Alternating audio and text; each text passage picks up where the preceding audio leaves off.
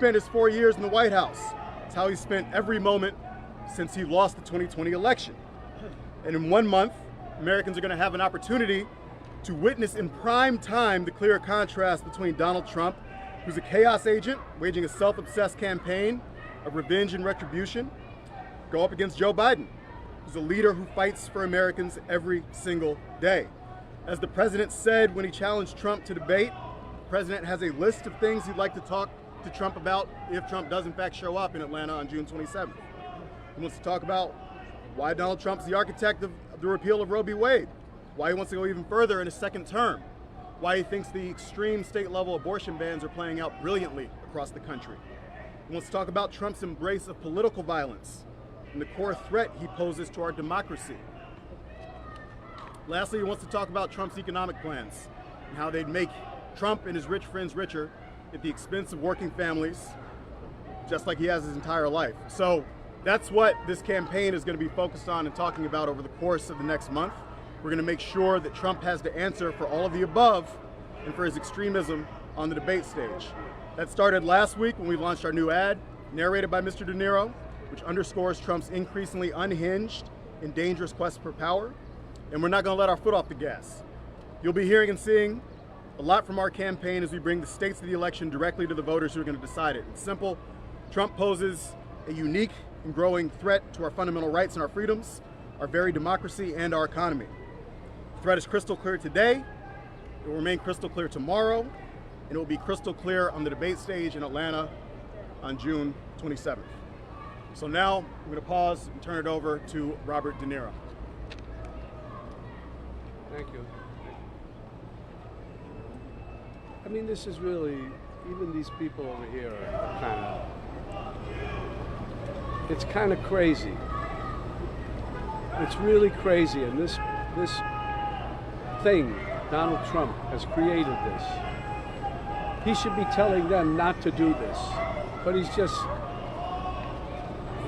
he wants to sow total, he wants to sow total chaos, which he's succeeding in some areas and places to do. Anyway, beside all that, this is my neighborhood, downtown New York City. I grew up here and feel at home in these streets. I feel comfortable. The Twin Towers fell just over here, just over there. This part of the city was like a ghost town. But we vowed we would not allow terrorists to change our way of life. And we started the Tribeca Festival to bring people back. I love this city. I love this city. I don't want to destroy it. Donald Trump wants to destroy not only the city, but the country, and eventually he could destroy the world. But we vowed we would not allow terrorists. I owe this city a lot. And that's why it's so weird that Donald Trump is just across the street. Because he doesn't belong in my city. I don't know where he belongs, but he certainly doesn't belong here. We New Yorkers used to tolerate him when he was just another grubby real estate hustler masquerading as a big shot, a two-bit playboy lying his way into the tabloids, pretending to be a spokesperson for himself. He was calling it as himself for himself, to fool the press into inflating his net worth. A clown. But this city is pretty accommodating. We make room for clowns. We have them all over the city. People who do crazy things in the street, we tolerate it. It's part of the city, it's part of the culture. But not a person like Trump who will eventually run the country. That does not work, and we all know that. Anyway, we make room for clowns, to each his own. But no one takes him or took him really seriously. They take him seriously now, of course. But around the country, people who didn't know him, as we did, started to support him. They bought into his bullshit. Trump bought their votes with outrageous lies and empty promises. He got the most religious evangelicals to applaud a sinner who bragged about sexual assault, and who, just a couple of blocks from here, a jury found him liable for sexual abuse.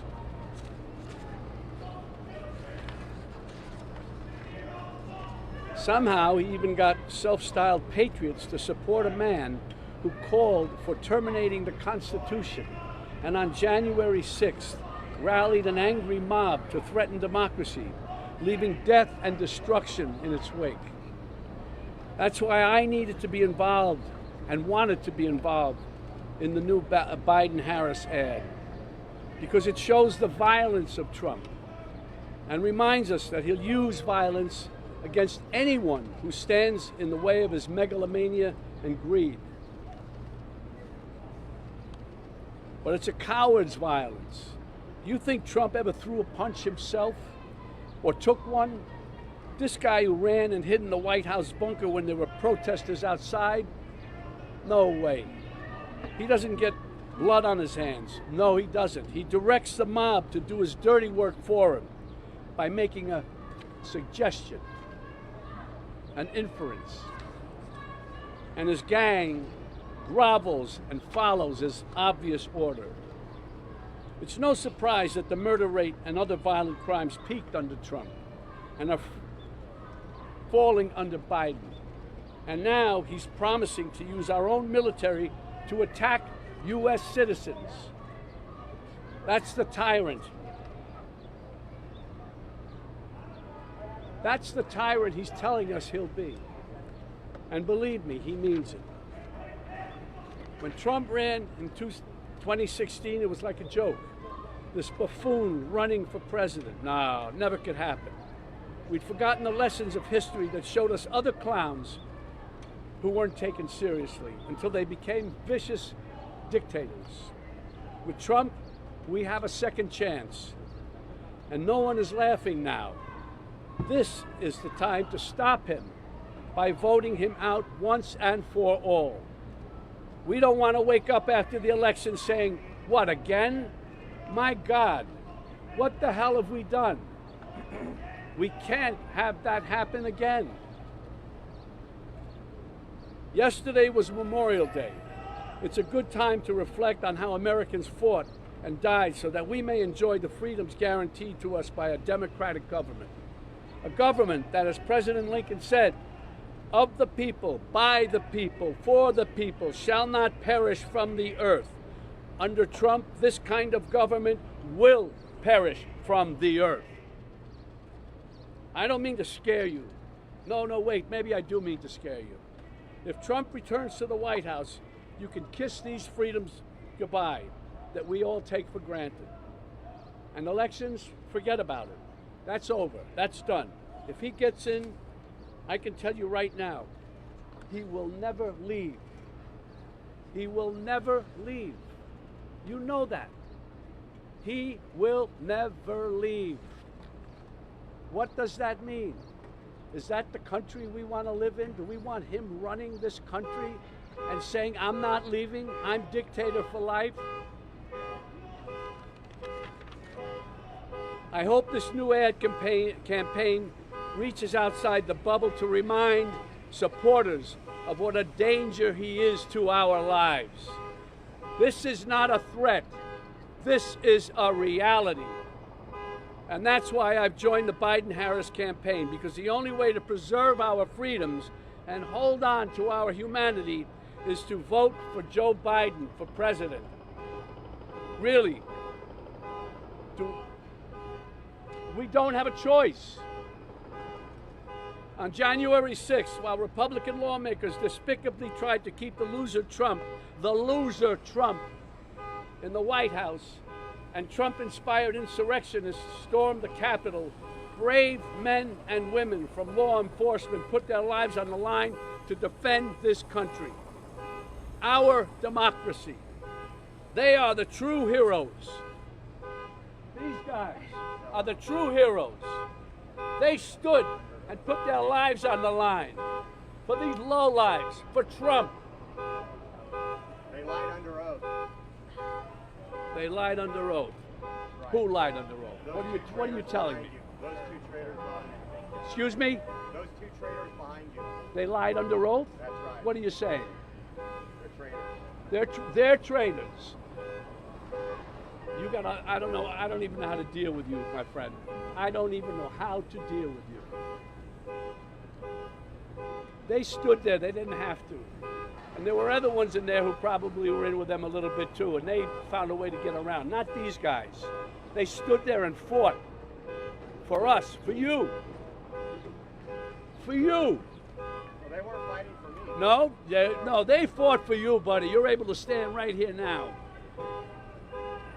They are the true heroes. I'm honored to be with these two heroes today, from former Capitol Police Officer Harry Dunn and former Metropolitan Police Officer Michael Fanone.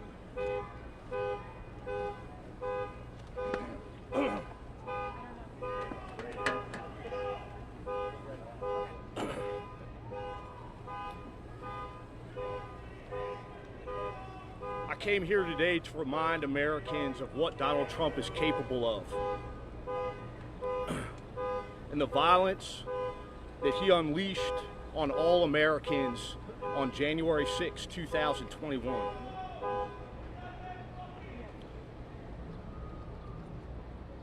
For 2 decades, I was a DC police officer serving the citizens of the District of Columbia, primarily working in narcotics.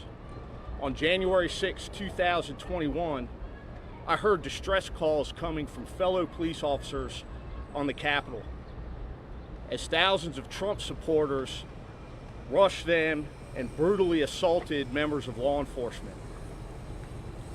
That day, I, like hundreds of other DC police officers, put on a uniform and responded to the Capitol to assist our brothers and sisters in law enforcement, defending the Capitol from a violent, armed mob of Trump's supporters. These supporters were fueled by Trump's lies and the lies of his surrogates, lies that the 2020 election was stolen.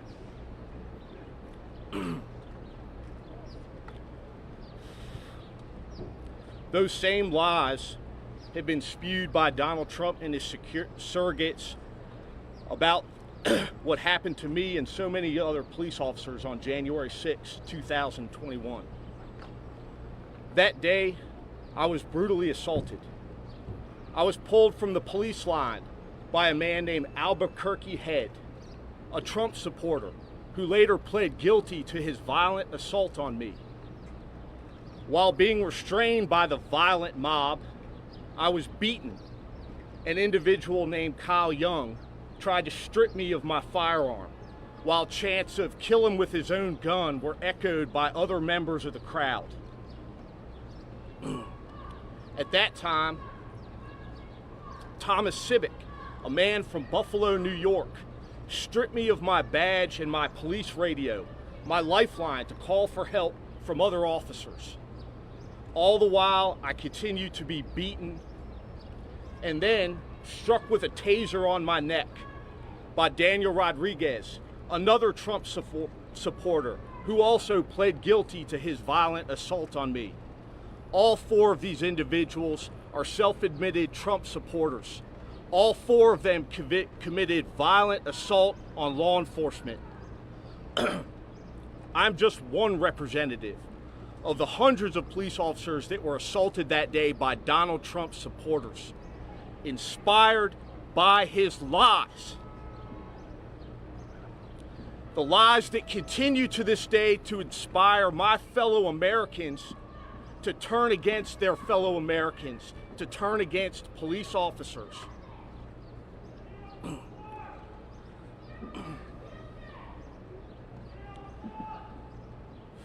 At the end of the day, this election is about Donald Trump and his vision for the office of the President of the United States.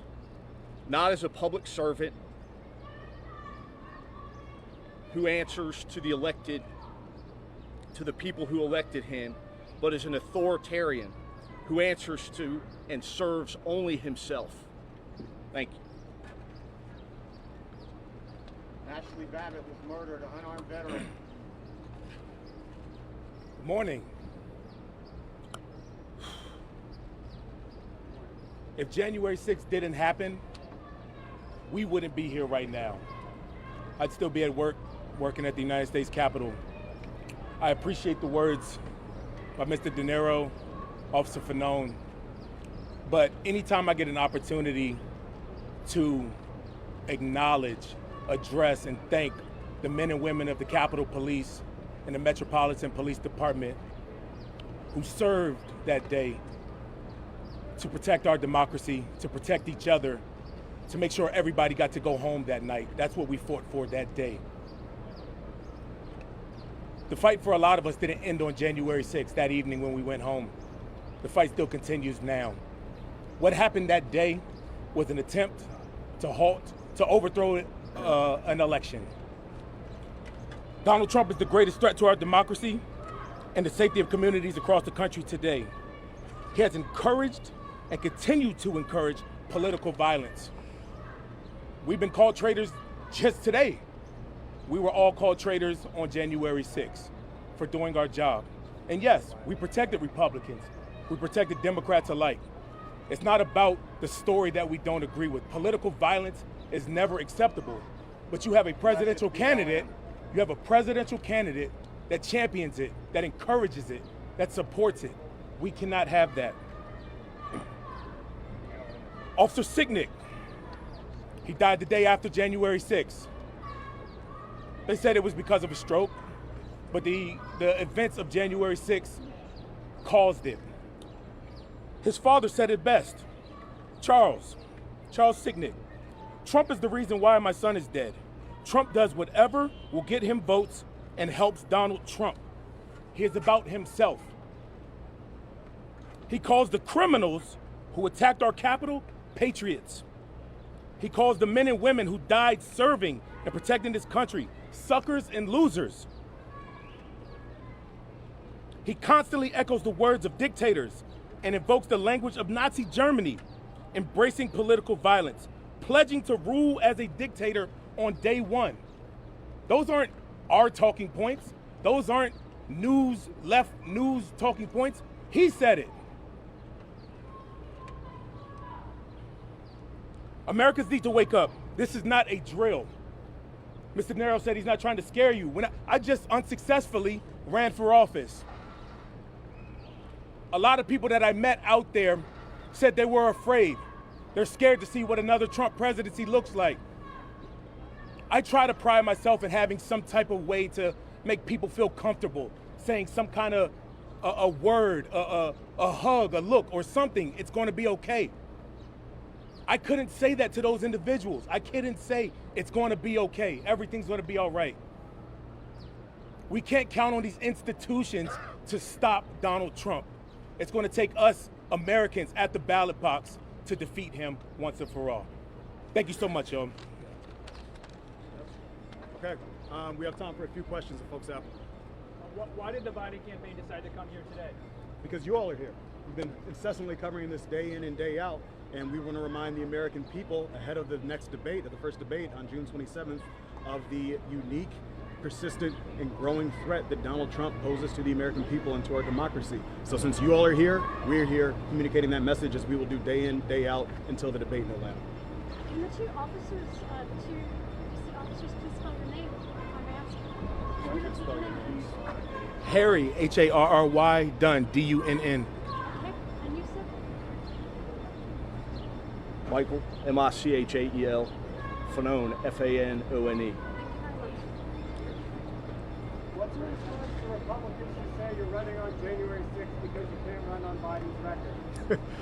I'd say that's absolutely absurd, because we are running on a historic record of accomplishing everything from 15 million new jobs created under this administration, 800,000 manufacturing jobs, the work that the president has done to lower costs for Americans, capping the cost of insulin at $35, making the single largest investment to combat climate change in our nation's history, the first bipartisan gun safety legislation in a generation. The list goes on and on and on of the historic record of accomplishment and the vision for the future. The fact remains that the looming threat of MAGA extremism has only grown stronger since January 6th. And so, yeah, we're going to campaign on the president's record, on his vision, and we're going to run against the extremism embodied by Donald Trump as he sits in that building or anywhere else across the country. Michael, do you really believe that an undecided voter in Michigan or Wisconsin is paying attention to this trial and this verdict?